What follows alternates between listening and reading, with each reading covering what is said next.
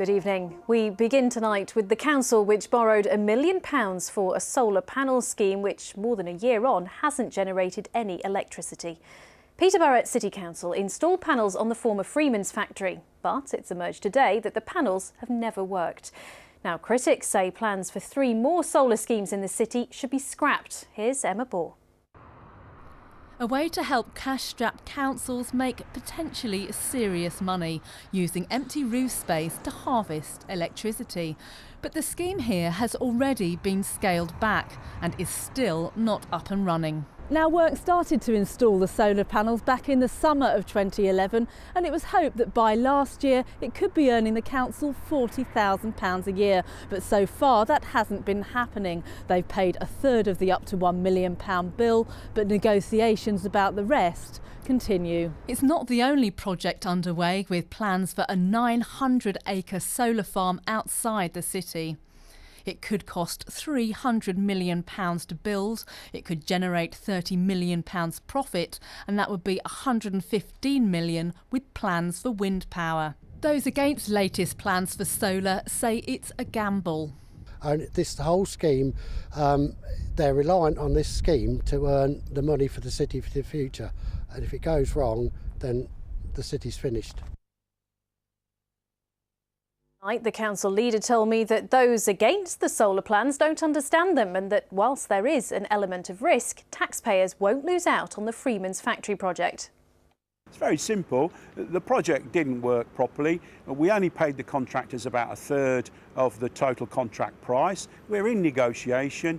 I'm relatively confident that we'll either get our money back or they'll get it back on stream, so that we'll get the income from the project that we were anticipating. And since then, we've done another 20 projects in the city, all big projects, and they're all working perfectly well. But this cannot be what you envisaged. It is quite a stark and some might say an expensive reminder that technology doesn't always work. Do you think you should be rethinking plans for the solar farms? Well, clearly we're always reviewing what we're doing, and you can't relate the Freeman's building experience to what we're trying to do. That was the very first project we did in the city, and it's gone the way it's gone. As I say, there's been at least 12 schools and 3 other major projects all completed since then. They're all working perfectly. Technology has moved on. There's everybody in the business now is much more experienced. And I'm pretty sure that we will be able to deliver what we need to deliver, and it will bring in the income that we need for the benefit of our citizens, and it will protect their energy needs into the future. But at the time, you were also confident about what the Freeman's project could offer.